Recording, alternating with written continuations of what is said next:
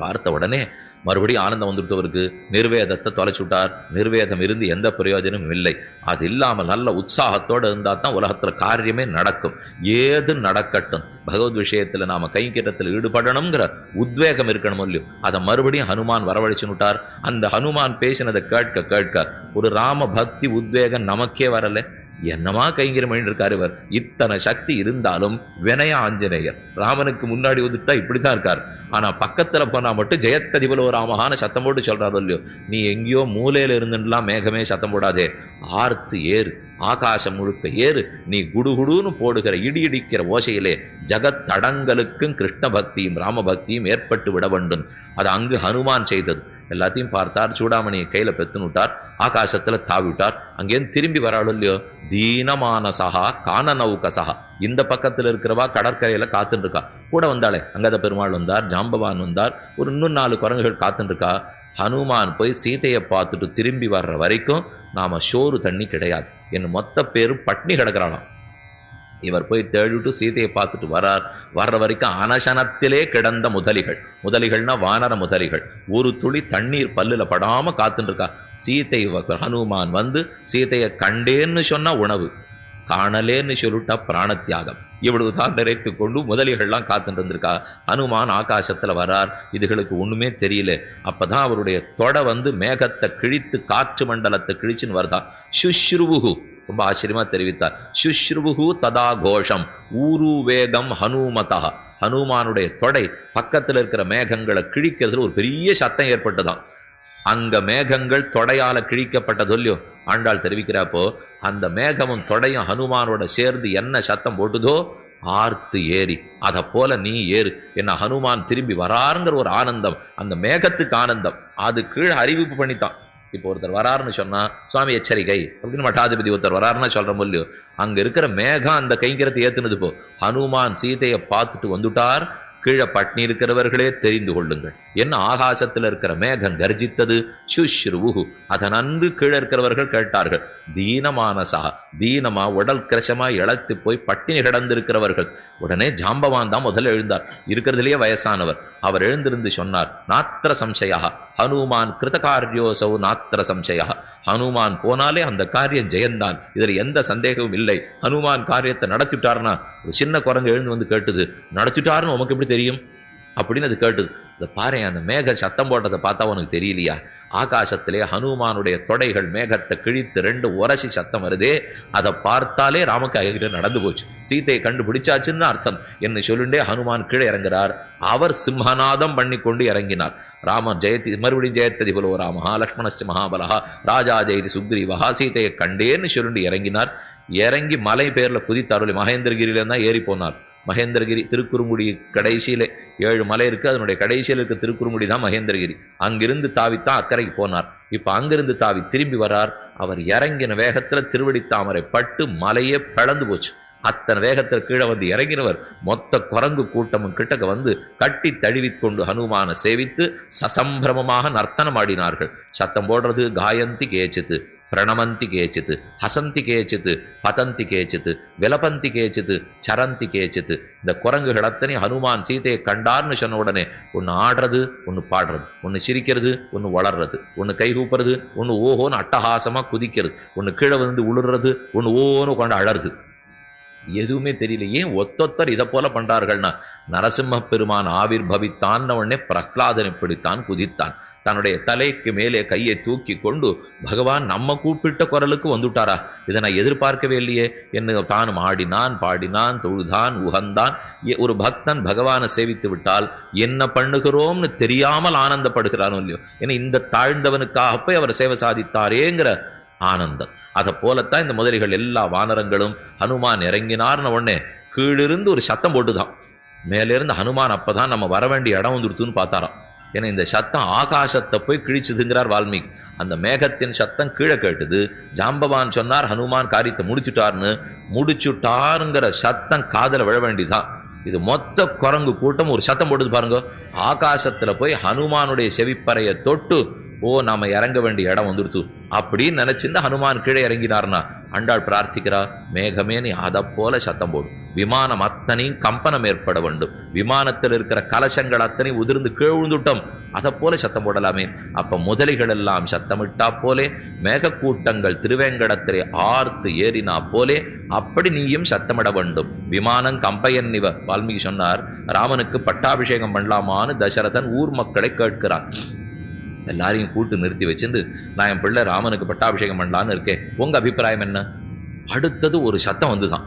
மொத்த கூடியிருந்த ஜனங்கள் எல்லாம் ஹோன்னு ஒரு சத்தம் போட்டா, தசரதனுடைய அரண்மனை விமானம் ஆட்டம் கண்டு போச்சான். அவ்வளவு ரொம்ப பலமான விமானம். அயோத்தியா தேசம் சாமானிய தேசமா, ராமனுடைய அல்லது தசரதனுடைய அரண்மனை தான் சாமானியமா இருந்திருக்குமா? விமானம் கம்பையன் இவ.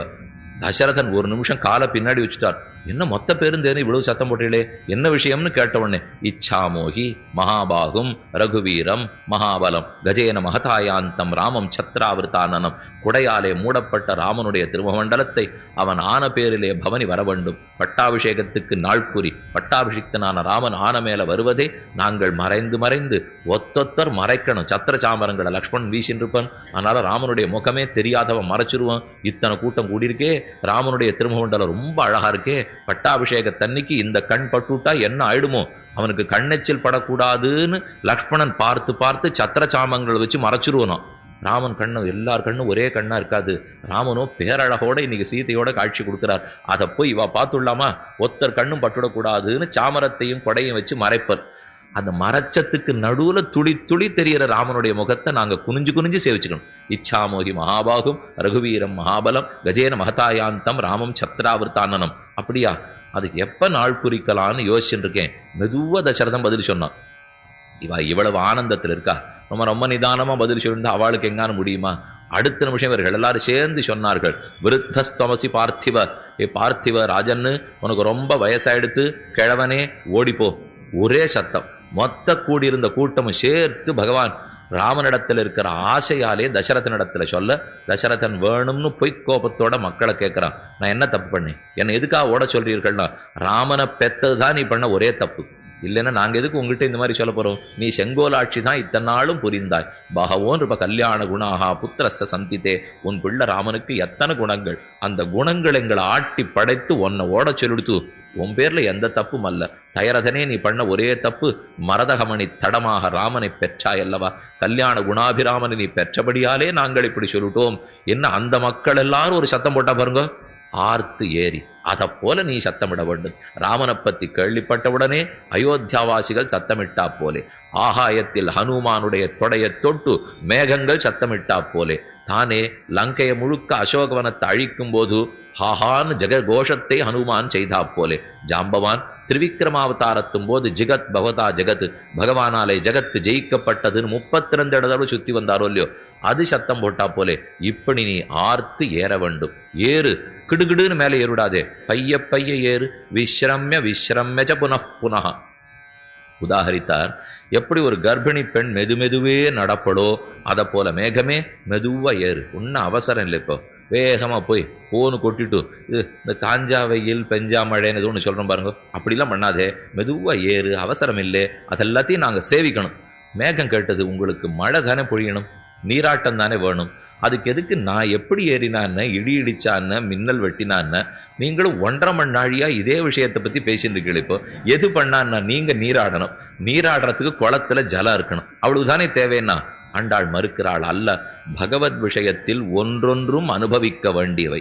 எதே போல லௌகிக விஷயத்துல நாம இப்படித்தானே பேசி காலத்தை கழிச்சுட்டு இருக்கோம். இன்னைக்கு என்ன தளிகை, பல பேர் பார்த்தோம்னா இந்த தொலைபேசி கையில வந்தது பாருங்க, அதுல நிறைய இலவசம் வேற கொடுக்க ஆரம்பிச்சிட்டாப்போ. அதனால இங்க ஒரு பொண்ணு இருப்போம், அங்க ஒரு பிள்ளை இருப்போம், இங்க ஒரு அம்மா இருப்போம், 3 பேரும் சேர்ந்தும் பேசிக்கலாம். எல்லா ஏற்பாடும் பண்ணியாச்சுப்போம். அதனால ஒருத்தருக்கு ஒருத்தர் முகத்தை பார்த்தும் பேசிக்கலாம், முகத்தை பார்க்காமலும் பேசிக்கலாம். வெளிநாட்டுல இருக்கிறவாட்ட பேசுறோம், உள்நாட்டுல இருக்கிறவாட்ட பேசுறோம்னா, அன்னைக்கு கார்த்தாலே இந்த பெருக்கினது, மொழிகினது, கோலம் போட்டது, சாப்பிட்டது மொத்தம் இவாளுக்கு தெரியும்.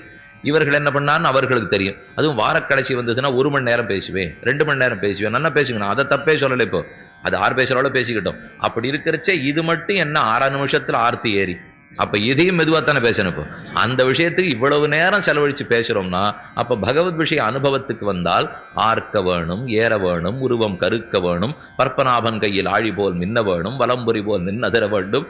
இது ஒன்னொன்னு நோன்பு நோக்கிற பிரகரணம், கிருஷ்ணானுபவ பிரகரணம். அதை 10 நிமிஷம் பேசினா இது 1.5 மணி நேரம் பேசணும். வேண்டாம், அவ்வளவுலாம் நமக்கு இன்னும் பக்தி வளர்ந்து உள்ளே. அந்த விஷயத்த 1.5 மணி நேரம் பேசினா இது ஒரு 1/2 மணி நேரமான பேச வேண்டாமா? அந்த அளவுக்கான நாம வளர்த்து கொள்ளணும் இல்லையோ? அதனாலே அனுபவங்கிறது பகவத் விஷயத்திலே ஒன்னொன்னும் அனுபவம். ஒரு திவ்ய தேசத்துக்கு நாம போறோம் வந்தோன்னு சட்டுன்னு வந்து விடலாமா? இன்னைக்கு அது எல்லாரிடத்துலையுமே ஒரு கட்டம்னா, இத்தனை திவ்ய தேசம் இத்தனை நாளைக்குள்ள போயிட்டு வந்துருவோம்னு வச்சுனுட்டான். அந்த நாள்ல பத்ரிகாசிரம யாத்திரை போயிட்டு வரணும்னா 45 நாள் ஆகும். வண்டி ஏறி போயிட்டு வந்த உடனே இவர் போய் எங்க கையால தர்ப்பணம் பண்ணிட்டு அங்கிருந்து போய் பிண்ட பிரதானம் பிரம்மகபாலத்தில் பிண்ட பிரதானம் பண்ணிட்டு ஆஞ்சு ஓஞ்சு முடிச்சு 45 நாள் வந்தா பிண்ட பிரதானம் இவாளுக்கான சந்தேகம் வந்துடும். அப்படி இருக்கும் போயிட்டு வர்றதுக்குள்ளே. இன்னைக்கு அதெல்லாம் ஒன்றும் இல்லை, போறச்சே சுகமா வரோம், வரச்சே பரமசுகமா திரும்பி வந்துடுறோம். ஏன்னா 3 வேளை போடுறோன்னு அவள் எழுதி வேற கொடுத்துட்றா. கார்த்தாலே மத்தியானம் சாயங்காலம் 2 வேளை கொடுக்குறோன்னு வேற இன்னொரு முக்கியத்தை பத்தி எழுதி கொடுத்துட்றா. அதனால இதுக்கு மேல நமக்கு ஒன்றும் ஆபத்தே கிடையாது. சொல்லு, கார்த்தால போகும்போது கிளம்புறச்சே நன்னா போனாரே, திவ்யதேச யாத்திரையாச்சு, அங்கங்க பட்னி கடந்து புண்ணிய நதியில தீர்த்தமாடி ஒன்றும் இல்லாம கிருஷமா இழைச்சு ஒரு ஹனுமான் போயிட்டு வர்றதுக்குள்ள பட்னி கடந்த வானர முதலிகளை போல நாமும் கொஞ்சமான ஏதான பட்னி கடந்துன்னா போறதே நம்ம இப்ப நன்னா சாப்பிட்டு வர்றதுக்காகத்தான். இங்க முடியறதோ இல்லையோ அங்க போனாலாவது நன்னா இருக்கணும்னு போனா. அப்படி போகும்போது என்ன, 5 நாள் சோழ நாட்டு திருத்தலம், 7 நாள் பாண்டி நாட்டு திருத்தலம், 10 நாள் பத்ரிகாசிரமம்னா களம்பரிச்சவே பயணச்சீட்டை வாங்கிட்டு போறோம். போயாச்சுன்னா அங்க என்ன இருக்கோ ஏதோ வண்டி திரும்பி ஏறி ஆகணும். அப்ப இலக்கு அதுவா இருக்குமே தவிர அங்க இந்த சேவை ஒண்ணு இருக்கு. அங்க போறச்சே அர்ச்சக சுவாமி சொல்லுவார், நீங்க சேவிச்சுட்டு போறீங்களே சாயங்காலம் 4 மணிக்கு ஒரு பெரிய திருமஞ்சனன் இருக்கு, இருந்து சேவிச்சுட்டு போங்கன்னா. பல பேர் இந்த மாதிரி நம்ம கிட்ட சொல்லியிருக்காளோ இல்லையோ, அன்னைக்கு ஏதாவது ஒரு உற்சவமா இருந்திருக்கும்.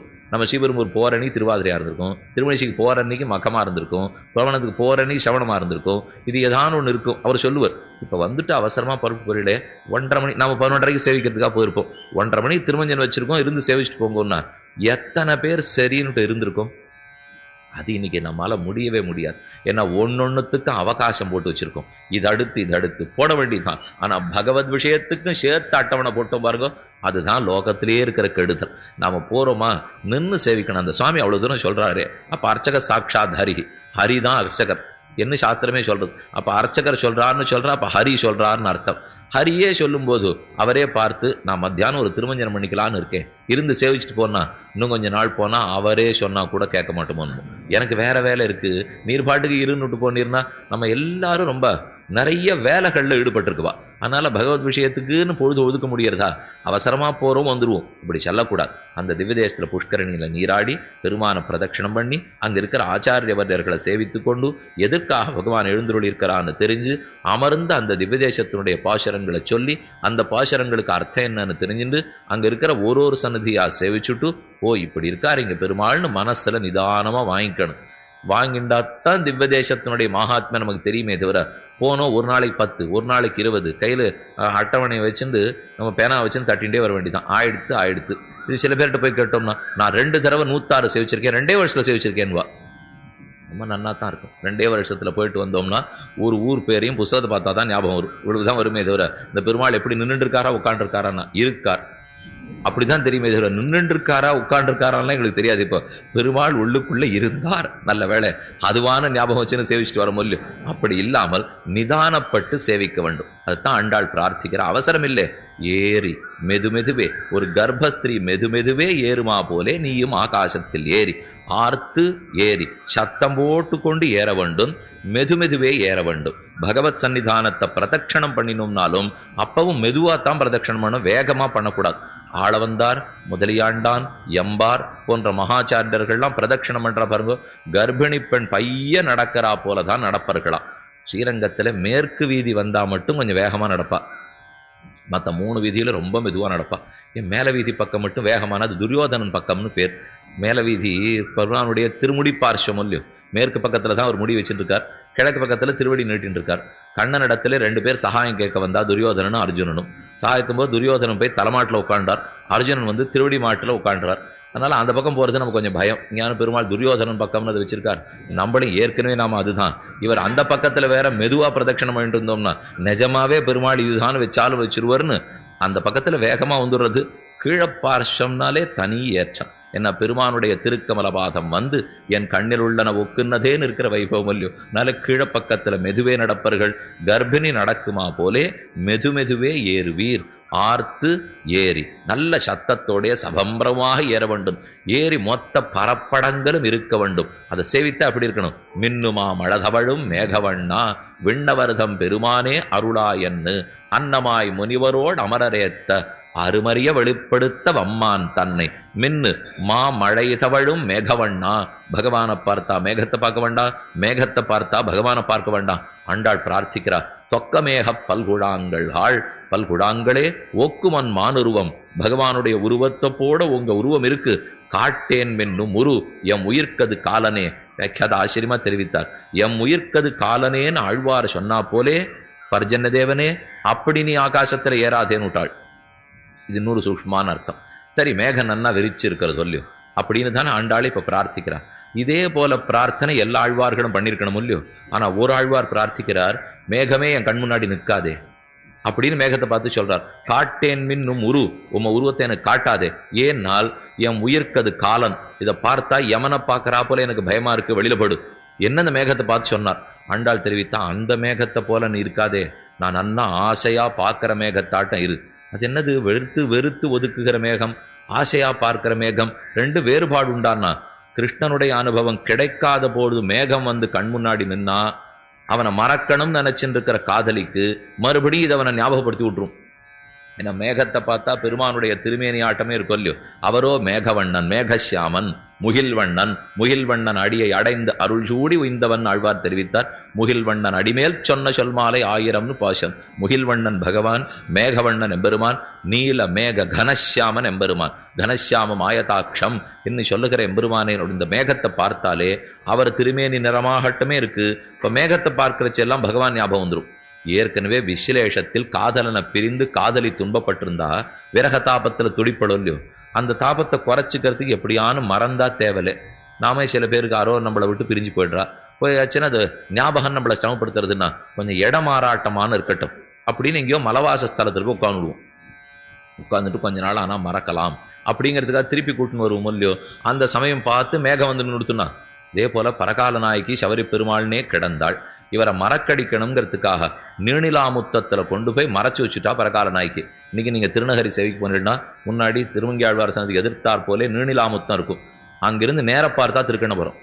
நமக்கு தெரியாது, திருமங்கியாழ்வாருக்கு தெரியும். நீணிலா முத்தத்து நின்னிவள் நோக்கினாள் காணுமோ கண்ணபுரம் என்று காட்டினாள். பாணனார் திண்ணமிருக்க இனி இவள் நானுமோ நன்னு நன்னு நரையூரர்க்கேன்னு திருமொழி பாசனம். நீணிலா முற்றத்திலிருந்து நின்னிவள் நோக்கினாள். நீளமா எங்கேயோ இருக்கிற திருக்கணபுரத்தை இப்படி பார்க்கிறாள்னு பாசனம். அப்ப திருமங்கி ஆழ்வார் சபரி பெருமானிடத்திலே ஆட்பட்டு போக அவரை மறக்கடிக்கணுங்கிறதுக்காக தனியா மேல் மாடியில கொண்டு போய் சிற வச்சாப்புல வச்சுட்டா. சரி, யாரையுமே பார்க்க மாட்டாளேன்னு நினைச்சிருந்தா. பரகால நாய்க்கு வெளியில வரா, ஆகாசத்துல மேகம் திறந்திருக்கு, போருமே, வேற ஒண்ணுமே வேண்டாம் அவளுக்கு இப்ப ஞாபகப்படுத்துறதுக்கு. எந்த பெருமாளை மறக்கடிக்கணுங்கிறதுக்காக மாடியில கொண்டு போய் வச்சாலோ மாடியில வெளியில போனா மேகம் தான் காட்சி அளிக்கிறது. அதை பார்த்த உடனே ஞாபகம் வந்துருத்து. ஓ மின்னுமா மழதவனும் மேகவண்ணன் முகில்வண்ணன் ஆயிற்ற எம்பெருமான், உன்னுடைய திருமேனியை பார்த்தாலே எனக்கு பகவான் திருமேனி ஞாபகம் வருதே, மறக்கணும் நினைச்சுட்டு இருக்கிறச்சே நீ வேற வந்து ஞாபகப்படுத்துறியே. காட்டேன் மின்னும் உரு எம் உயிர்க்கது காலனே என்று நம்மாழ்வார் தெரிவிக்கிறார். உன்னுடைய உருவத்தை காட்டாதே, அதை பார்த்தாலே எனக்கு காலனை போல மிருத்யு தேவதையை போல இருக்கு. எப்போது மேகத்தை கண்டால் ஆனந்தப்படலாம், மேகத்தை கண்டால் துக்கப்படலாம். கிருஷ்ண சம்ஸ்லேஷத்திலே மேகம் ஆனந்தத்தை கொடுக்கும், கிருஷ்ண விஸ்லேஷத்திலே மேகம் துக்கத்தை கொடுக்கும். பகவானோட விட்டு பிரிஞ்சுட்டோம், அப்ப இந்த மேகத்தை பார்த்தா நமக்கு பெரிய ஆபத்து, அதுவே யமனை போல நமக்கு துன்பம் கொடுக்கும். ஆனா பகவானோட சேர்ந்து இருக்க போறோம்னா இப்ப நோன்பு நோற்கரச்சவே சேர்ந்து தானே இருக்க போறோம். அதனால ஆனந்தத்தில் இருக்கிறாள் ஆண்டாள். ஆழ்வாருக்கு கிருஷ்ண சம்ஸ்லேஷம் இருக்கலே, அதனால காட்டேன் மின் நும்முறியம் உயிர்க்கது காலனேன்னா ஆண்டாள் பிரார்த்தனை. காட்டேன் மின் நும்முருங்கிற போறது இருக்காதே, நன்னா மேக குழாங்கள்காள் நான் தூது விட்டேனே திருவேங்கடத்துக்கு, அதை போல வெண்ணியில மேலாப்பு விரித்தார் போல் நிற்பாய். இதே போல அழகி மணவாள பெருமாள் நாயனார் தெரிவித்தார். பூண்டனாள் சீர்கடலை உட்கொண்டு திருமேனி நன்னிறமொத்து தீர்த்தகராய் எங்கும் திரிந்து ஞானக்கிரதத்தை பூரித்து தீங்கின்னி வாழ நிதி சொரிந்து கொடுத்தது நினையாதே லஜ்ஜித்து வெளுத்து ஒளித்து கண்டு உகந்து பரசமிருத்தியே பேரான அன்பு கூறும் அடியவர் உரையிலிடாதவர் புயற்கை அருள் மாறி குணந்துகள் கொண்டல் போல்வாரை மேகமென்னும். இன்னொரு நீளமான சூர்ணிகை, ரொம்ப ஆச்சரியமான சூத்திரம். யார மேகம்னு இந்த இடத்துல ஆண்டாள் தெரிவிக்கிறாள்னா, யாரோ கண்ட ஆகாசத்தில் இருக்கிற மேகத்தை பத்தி அல்ல, அன்பு கூறும் அடியவரான முதலாழ்வார்களை சொல்லுகிறாள். உரையிலிடாதவரான திருமழி சிப்பிரானை தெரிவிக்கிறாள். அன்பு கூறும் அடியவர், உரையிலிடாதவர், புயற்கை அருள் மாறி, அருள் மாறிங்கிற திருமங்கையாழ்வாரையே மேகம் என்கிறார். குணந்திகள் கொண்டல், கொண்டலணையவன்மை ராமானுஷர், மேகத்தை போல வன்மபடுத்த ராமானுஷரையே இங்கு மேகம்னு சொல்லுகிறாள். எப்படி? முதலாழ்வார்கள் மேகமா, திருமங்கையாழ்வார் மேகமா, திருமழிசி ஆழ்வார் மேகமா, ராமானுஷர் மேகமானா ஏன் மேகம்னு சொல்றார் பாருங்க. பூண்ட நாள் சீர்கடலை உட்கொண்டு, பூண்ட நாள் எப்ப போய் சமுத்திரத்துல தண்ணீரை முகர்ந்துக்கணுமோ அப்ப சீர்கடலை உட்கொண்டு, அப்ப இந்த ஆழ்வார்களும் ராமானுஜரும் பகவான்கிற கடலுக்குள்ள புகுந்துடுவார். இப்ப திருமங்கி ஆழ்வாரே மேகம், திருமழிசி ஆழ்வாரே மேகம், முதலாழ்வார்களே மேகம். இந்த மேகங்கள் பண்ணுவது என்ன? மற்ற மேகம், ஆகாசத்துல இருக்கிற மேகம் சமுத்திரத்துக்குள்ள போகும், ஜலத்தை முழுக்க எடுத்துக்கும், ஆகாசத்துல ஏறும், குளத்துல போய் பெய்யும், குளத்தை நிரப்பிடும், குளத்தினால ஊருக்கெல்லாம் வாழ்ச்சி ஏற்படும். நம்ம கொடுக்கறதுக்கு முன்னாடி கருப்பா இருக்கும், கொடுத்து முடிச்சாச்சுன்னா வெளுத்து போடும், கொடுக்கறதுக்கு முன்னாடி மெதுவா நடக்கும், கொடுத்தாச்சுன்னா வெளுத்து இருக்கிற மேகம் வேகமா போடும். இது மேகத்திடத்துல நாம பார்க்கிறது. அதே போலத்தான் இங்கேயும் தெரிவிக்கிறார். பூண்ட நாள் சீர்கடலை உட்கொண்டு, ஆழ்வார்கள் எல்லாம் பகவானே கடல். சமுத்திரைவ காம்பீரியன்னு ராமாயணத்திலே வால்மீகி பகவான் சொல்லுகிறார். அவன் குணக்கடல், இது உப்பு தண்ணீர் கடல், அவனோ குணக்கடல். குணக்கடலான பகவானுக்குள்ளே புகுந்து ஜலத்தை எடுத்துக்கிறதுன்னா குணங்களை நன்றாக முகர்ந்து கொண்டு, திருமழிசி ஆழ்வாரோ முதலாழ்வாரோ பகவான்கிற சீர்கடலுக்குள்ளே புகுந்து அதை முழுக்கத்தான் முகர்ந்து கொண்டு, பூண்டனால் சீர்கடலை உட்கொண்டு திருமேனி நன்னிற மொத்து. மேகத்துக்கும் ஆழ்வார்களுக்கும் சாமியம். ஏது? பகவானுடைய திருமேனி கருப்பு, மேகத்தினுடைய திருமேனி கருப்பு, பகவத் பக்தியால கருப்பு ஆழ்வார்களுக்கு. திருமேனி நன்னிற மொத்து. மேலும் ஞானக்கிரதத்தை பூரித்து திருமேனி நன்னிற மொத்து எங்கும் தீர்த்தகராமிற் திரிந்து, மேகம் போய் போய் போய் போய் பொழுகிறது சொல்லியோ, அதே போல ஆழ்வார்களும் எங்கும் சென்று சென்று தானே பொழிந்தார்கள். ஆழ்வார் இருக்கிற இடத்துல நாம போய் கேட்டுக்கிறோமா? முதலாழ்வார்கள் மூவரும் ஊர் முழுக்க எங்கெங்கயோ போய் உபதேசம் பண்ணா கடைசியா திருக்கோவூர்ல வந்து சேர்ந்தார்கள். எங்கும் திரிந்தார்கள். மேகம் எங்கும் திரிந்து மழை பொழியுமா போலே ஆழ்வார்கள் எங்கும் திரிந்தே மழை பொழிந்தார்கள். எங்கும் தீர்த்தகராமிற் திரிந்து, திரிந்து தீங்கின் ஞானக்கிரதத்தை பூரித்து. ஞானக்கிரதம் பொய்கை, குளம். குளத்துல வந்து ஜலத்தை பொழிஞ்சுதுன்னா குளம் ரொம்பிடும் இல்லையோ? இங்க நம்ம கிட்ட இருக்கிறது மனசாகிற குளம். இந்த குளத்திலே ஞானத்தை பூரித்து ஆழ்வார்கள் எல்லாரும் பகவத் காமம், பகவத் பக்தி, பகவத் விஷய ஞானம் அப்படிங்கிறத பொழிகிறார்கள். நம்ம மனசுதான் அதால நிறைஞ்சு போகணும். ஞானக்கிரதத்தை பூரித்து தீங்கின்றி வாழ நிதி சொரிந்து. இந்த ரெண்டு பாசுரத்தையும் தான் நாயனாரங்க எடுத்திருக்கார். தீங்கின்னி வாழ நிதி சொரிந்துன்னு இருந்தால் உலகம் முழுக்க எந்த தீங்கின்னு இருக்கணும். தீங்கின்னி நாடெல்லாம் திங்கள் மும்மாறி பெய்து நேற்றைய பாசுரம். இப்ப நாம் அனுபவிச்சுட்டு இருக்கிறது வாழ உலகினில் பெய்திடாய் நாங்களும் மார்கழி நீராட மகிழ்ந்து. 3ஆம் பாட்டிலேருந்து தீங்கின்றின்னு எடுத்துட்டார், 4ஆம் பாட்டிலேருந்து வாழன்னு எடுத்துட்டார். தீங்கின்னி வாழ நிதி சொரிந்து, மேகங்கள் எல்லாம் மழையை தொழிவது நிதி சொரிகிறா போலே ஆழ்வார்கள் நிதி சொரிகிறா போலே பாசுரங்களை சொழிந்தார்கள். அந்த பாசுரங்களை படிக்க படிக்க லோகத்தில் இருக்கிற தீங்கெல்லாம் விலகி போயிடும் இல்லையோ? அதனால தீங்கின்னி வாழ நிதி சொரிந்து சொரிஞ்சாச்சு. ஞானக்கிரதத்தை பூரித்தார்கள், ஞானத்தை வருஷித்தார்கள். சரி, கொடுத்தோம்னு எப்பவான்னு நினைப்பார்களான்னா கொடுத்தது நினையாதே லஜ்ஜித்து. இத்தனை அர்த்தங்கள் ஆழ்வார்கள் கொடுத்திருக்காளே, இவ்வளவு மழைய மேகம் பொழியறதே, போன வருஷம் நன்னா மழை பொழிஞ்சுட்டேன் போரும் அப்படின்னு அதை ஞானம் முடிவெடுத்துருத்துனா அவ்வளவுதான். நம்ம எல்லார் பாடம் ஆபத்து தான். தான் கொடுத்தோம்னு அது நினைச்சுக்கிறதே இல்லை.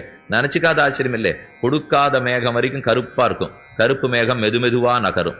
ஆனா கொட்டி முடிச்சுடுத்துனா வெளுத்து போயிடும். வெளுத்த மேகம் நிற்கவே நிற்காது, வேகமா போயிடும்.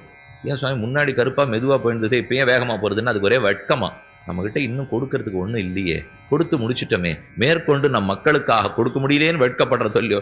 ஆழ்வார் 100 பாசுரம் பொய்கை ஆழ்வார் பாடிவிட்டு உடனே வெட்கமா ஒதுங்கி விடுவார். 2ஆம் திருவந்தாதி 100 பாடிவிட்டு வெட்கமா ஒத்தி விடுவோம். இன்னும் கொடுக்கறதுக்கு நம்ம கிட்ட ஒண்ணும் இல்லையே. ஒண்ணு இல்லையேன்னா இல்ல பகவத் விஷயம் நிறையவே இருக்கு, அவனிடத்துல இல்லை, அவ்வளவுதான் பாடுறதுக்கு இருக்குங்கிறதுக்காக 100 பாடல. என் மதி அவ்வளவுதான், இதுக்கு மேல எனக்கு புத்தி இல்லையே அப்படின்னு நினைத்து கொண்டு ஆழ்வார் விலகி போடுறார். திருப்பாணாழ்வார் 10 பாசுரம் பாடுறார், கண்ணெஞ்சிருத்தாம்பு 11 பாசுரம் பாடுறார், நம்மாழ்வார் 1102 பாசுரம் பாடுறார். அப்ப அவருக்கு நிறைய ஞானம், இவருக்கு குறைச்சலான ஞானம்னு அர்த்தமா? இவர் 11 தான் பாடுறாரே, அவர் 1102 பாடுறாருன்னா இவர்கள் அனைவரும் பேசித்தே பேசும் ஏக்க கண்டர்கள். பேசினத்தை தான் பேசுவார்கள், மற்றொன்று மாற்றி பேச மாட்டார்கள். தங்கள் பிரயத்தனப்பட்ட ஞானத்தால பேச மாட்டார்கள். பின்ன ஏன் ஒருத்தர் 11, பின்ன ஏன் ஒருத்தர் 1102ன்னா பகவான் எப்படி அனுபவம் கொடுத்து பாட தூண்டுகிறானோ அவ்வளவு பாடல், அவ்வளவுதானே தவிர இது இவர்களுக்குங்கிறது ஏதும் அல்ல. அதனால கொடுத்து பாடி முடிச்சுட்டா நம்ம கொடுக்க வேண்டியதெல்லாம் கொடுத்துட்டோமே, இனிமே நம்ம கிட்ட ஒண்ணுமில்லையேன்னு வெட்கப்படுவாளாம். எப்படி மேகம் பெய்து முடித்த உடனே வெளுத்து போய் ஒளித்து லஜ்ஜித்து ஒதுங்கி போகுமோ அதை போல இவர்களும் ஒளித்து லஜ்ஜித்து கண்டு உகந்து காண்கிறார்கள். இவா பாசுரம் பாடி இருக்கிறதுனாலே, மேகம் மழையை பொழிஞ்சிருக்கிறதுனாலே ஊர் மக்கள்லாம் உடனே ஏரியில போய் துணிச்ச வச்சு குளிச்சு தன்னுடைய நித்திகரமானுஷ்டானத்தை பண்றதை மேகம் மேலேந்து பார்க்கும். நம்ம கொட்டினதுனால நன்னா பண்றா என்று கண்டு ஆனந்தப்படுகிற சொல்லியோ. இவர்கள் பண்ணுவதை கண்டு அது ஆனந்தப்படுமா போலே ஆழ்வார்கள் பாசுரங்களை பொழிஞ்சுட்டு இதை கேட்டு நன்னா மக்கள் திரிஞ்சுட்டாலே என்ன ஆனந்தப்பட்டு பொலிக பொலிக பொலிக போயித்து வல்லுயிர் சாபம் நலியின் நரகமும் நைந்த நமனுக்கு இங்கு ஆதொன்னுமில்லைன்னு பல்லாண்டு பாடினாலோ இல்லையோ. அது காண்டல் உகத்தல், கண்டு உகந்து பரசமிருத்தியே பேராக. இந்த மேகம் கொட்டுறதே யாருடைய நன்மைக்காக கொட்டுறது? அதுக்கு ஒரு துளி ஏதான் ஆசைப்பட்டிருக்குமா? இதுல தன் பிரயோஜனம் ஒண்ணுமே கிடையாது. ஸ்வகாரியமே இல்லாமல் பரார்த்தமாகவே மேகம் மழை பொழிகிறது. இன்னொருத்தருடைய நல்லத்துக்குத்தான் மேகம் மழை பொழியறதே தவிர தனக்குன்னே தான் பொழிஞ்சுக்கு போறதா? இயற்கையில் இருக்கிற அத்தனையுமே அப்படித்தான். கங்கை ஓடுறது எப்பவான்னு ஒரு சொம்பு தீர்த்தத்தை எடுத்து அது சாப்பிட்டுருக்குமோ? இல்லை தங்கிட்ட தான் தீர்த்தமாழின்னு பாப்பத்தை ஏதானு போக்கிட்டு இருக்குமோ? இல்லை. மரம் பூத்து குலுங்கிறது, அந்த புஷ்பத்துல ஒரு புஷ்பத்தை எடுத்து மலராக்கி தந்தையில சூடின்னு இருக்குமோ? இல்லை. மாம்பழம் ஒன்னே ஒன்றை பறிச்சு மாமரம் என்னைக்கானு சாப்பிட்டுருக்குமோ? இல்லை. மாடு என்னைக்கான பாலை தான் சாப்பிட்டு பார்த்துருக்குமோ? இல்லை. எல்லாம் மனுஷனுக்கு தான். ஆனா மனுஷன் மட்டும் எல்லாம் தனக்கு தான். மற்ற எல்லாம் பிறருக்குன்னு வாடுற சொல்லியோ.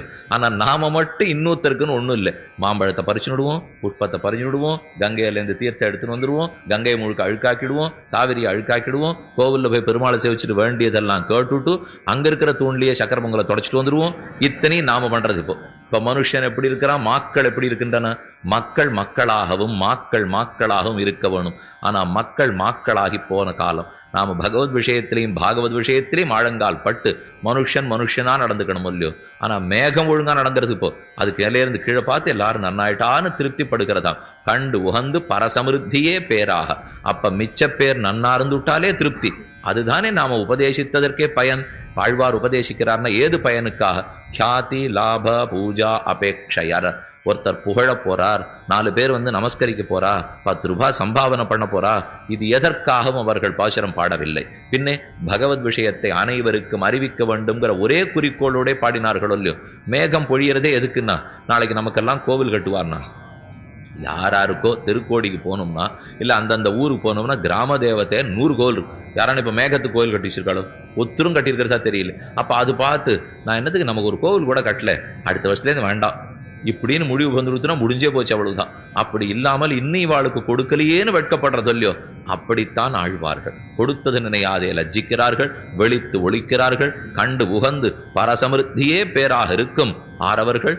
அன்பு கூறுமடியவரான முதலாழ்வார்கள், புயற்கை அருள்மாரியான திருமங்கையாழ்வார், உரையிலிடாதவரான திருமழிசையாழ்வார், குணந்திகள் கொண்டலான பகவத் ராமானுஜர், கொண்டலனைய வன்மை ராமானுஷர். ராமானுஷர் எங்கும் சென்று சென்று நல்லத்தை பரப்பினார். திவதேச கைங்கரமோ நவரத்தனங்களை எழுதி வைத்ததோ அனைவருக்கும் மோட்சம் உண்டு ஏற்படுத்தினதோ, தானே பகவானிடத்திலே சரணாகதி நுட்டித்து பங்குனூத்திரத்தன்னைக்கு கத்தியத்திரயத்தை விண்ணப்பித்து அதன் மூலம் நமக்கு மட்டும் முக்தி அல்ல அனைவருக்கும் முக்தியினை செய்து வைத்ததோ, ஆதிசேஷ அபராவதாரமாய் பஞ்சாயுதங்களுடைய அம்சமாக பிறந்திருந்தும் தனக்கென்னு ஒரு நன்மை தேடிக்கொள்ள வேண்டிய தேவையற்றிருந்தும் ஜகத்தத்தனைக்கும் ஆச்சாரியனாக இருந்து அவர்கள் ஜீவனத்துக்காகவே வழிவகுத்து கொடுத்த குணந்திகள் கொண்டல், கொண்டலனைய வன்மை ராமானுஜன். அவரையும் இவ்விடத்திலே மேகம்னு சொன்னாள்ங்கிறதே சுவாபதேசத்தாலே நாம் கொள்ளலாம். ஆக இப்பாசுரத்தால நாம தெரிஞ்சின்றது, பர்ஜன்ன தேவன் ஆண்டாளுக்கு கைங்கரியம் பண்ண வந்து நிற்க ஆண்டாள் அவனுக்கு அணையிட்டாள். அதன் பேரில் மார்கழி நீராட மகிழ்ந்துன்னு சொல்லி அடுத்தது ஒரு சந்தேகம் வந்தது, இது நடக்குமா? வசிட்டர் ஆரம்பிச்சதே நடக்கலையேன்னு கேள்வி. நடக்கும். மாயனை தாமோதரனை செப்பு போயபடியும் புகுதிருவான் நின்னனவும் தீயனில் தூஷாகும். அத்தனை பாபங்களும் அழிந்து போம். ஏது பாபம்? எப்படி அழியும்? யமுனா தீரத்தினுடைய ஏற்றம் என்ன? யமுனையிலே கண்ணன் ஆடிய ஆட்டங்கள் என்ன? அங்க நடந்த சேட்டிதங்கள் என்ன? மதுரா வைபவம், கோகுல வைபவம், கோவர்தன வைபவம் நாம் இன்னும் பார்க்கணும். தற்போது 5வது பாசுரத்தை அனுசந்திக்க வேணும்.